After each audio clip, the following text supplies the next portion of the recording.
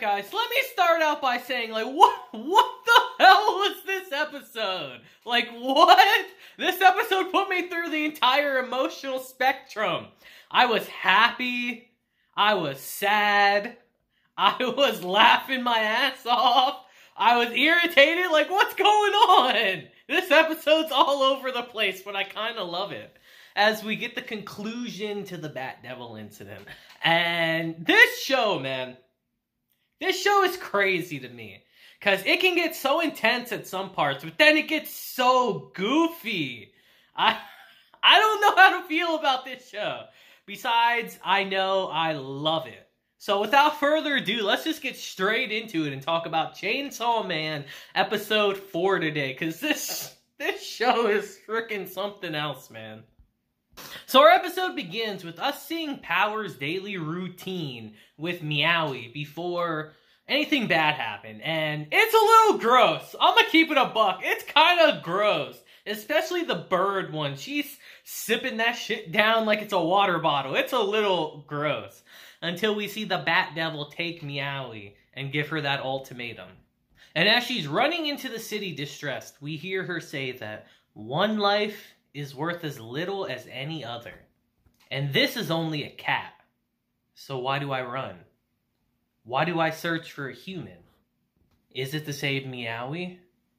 As she continues and says, I love blood. The taste, the smell, the sense of mortality. And then there is something I only recently realized. That blood is warm. It feels pleasant. As she's starting to slowly understand that, maybe I don't have to kill everything. You know, maybe I can have a different approach. As we see her wake up in present time, holding Meowy's cage, and we realize that they're both safe. I gotta be real, man, I'm kinda happy. I didn't want to see the cat die. It's one thing to see a person die in the show, but when you see an animal, oh man, raise the red flags. We're done. Get PETA in here, stat.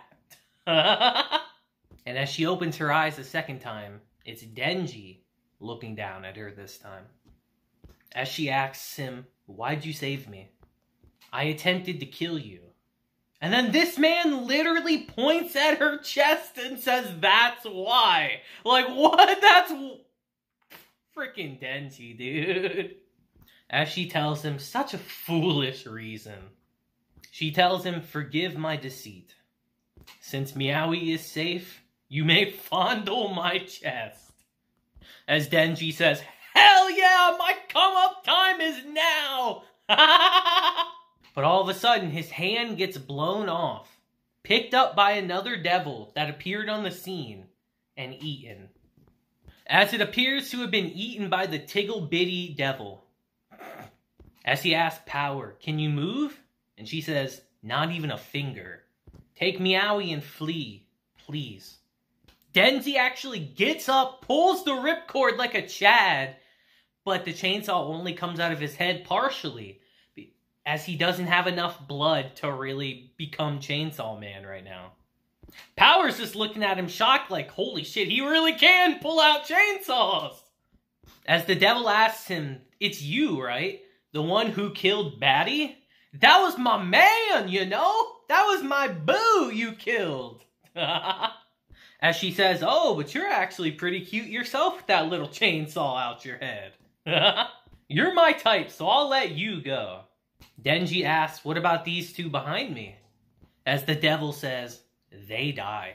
As Denji squares up, ready to fight. So they start fighting, and I gotta say, guys, Denji is a savage. He's not even in Chainsaw Man form right now. He's got the little chainsaw out of his head, but he's getting thrown around the city, like, through buildings and all that, and he's still fighting back. Dude, he's kind of built tough. He's built a little different. Power watching all this comments that he can fight so fiercely to merely fondle a chest? Never underestimate the power of boobs, guys. Now, Denji's getting some good hits in, honestly. But he's getting slapped around at the same time as the devil tells him, is this a joke? How'd a little pupper like you kill my baddie? You know, he and I shared a dream. Killing and eating all of humanity. A pipe dream, but a noble one. and a romantic one. And now this little yipping dog has ruined it. You're cute enough that I regret it, but you still need to die. As our boy tells her that I'm not dying before I cop a field, damn it. As the devil starts laughing at him and says, to think he was killed by someone with such a trashy dream. And Denji starts getting heated when he realizes just how everyone has been telling him that his dream is not good enough for this cause. As Denji runs up and actually slices her throat open, landing an actual good hit this time. As he says, everybody wants to trash talk my plans. It's revenge this, protect my family that, and save a cat too. I guess your fancy dreams make you guys hot shit, huh? How about we have us a dream battle then, huh? How about that? If I murderize you, that means your dream's weaker than fondling a tit. And I kind of agree with Denji on this. Like, it's a little silly, his dream, but from his perspective, like, he hasn't had anything in his life at all. So, he's allowed to dream anything he wants, and everyone else has just been telling him, that's ridiculous, that's stupid, that's not good enough. Like, who the hell are they to tell him that his dream is not good enough? I agree with Denji on this. I really feel for him in this scene. Like, it's a little silly, obviously, but it means something to him, and that's worth fighting for. As they start fighting again, and Denji again is a savage, dude. He is really holding his own in this fight. As he grabs intestines, wraps it around the devil's legs, and ends up tripping it up as he lands another slice into the devil. All the while, though, as they're fighting, it looks like Denji is losing more and more of his sanity, though. As Power even says, as she's watching, demonical. I'm going to assume as the fight is going on, Denji is starting to become more and more crazed like a devil, is what I assume is going on. Because he really is like losing his sanity as this fight is progressing. As he charges at the devil, stabs into her, and then gets impaled on her tongue. And right before she's about to eat him, we just see Aki appear out of nowhere and say, Kon. And we see this giant fox head appear. It's honestly pretty cool. And completely bite the head off of this devil.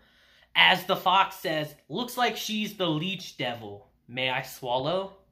As Aki tells her yes, as she swallows, and we see mist just cover the entire battlefield. As we see that Aki has multiple people there with him, that I'm sure a lot of you manga readers in the comments are popping off seeing. Like, I don't even need to read the manga to know y'all are popping off at this scene. Like, it's kind of obvious. As Aki says, the leech devil's extermination is confirmed. I want the rookies handling search and rescue, plus assisting with the evac. Himino, you've got seniority, so keep watch for more devils. As we just see Denji lying on the ground looking crazed, as Aki picks him up and carries him off. As Power says, what about Meowy? As Aki says, have the cat sent to a veterinarian for a thorough checkup. And it's here we transition to Denji waking up in the hospital, as we see that Aki's actually there with him cutting up apples, which I never thought he would do. As he tells Denji that, I found your arm. A blood infusion was all it took to reattach.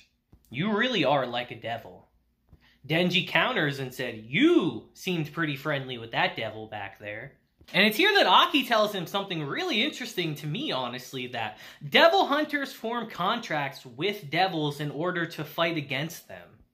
I've got a contract with the fox devil. In exchange for power, I offer up a bit of my body as food. This time I had to offer some skin.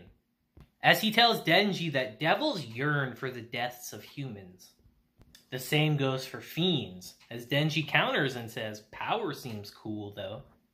As Aki tells him that the surveillance cameras caught you two headed to your patrol area.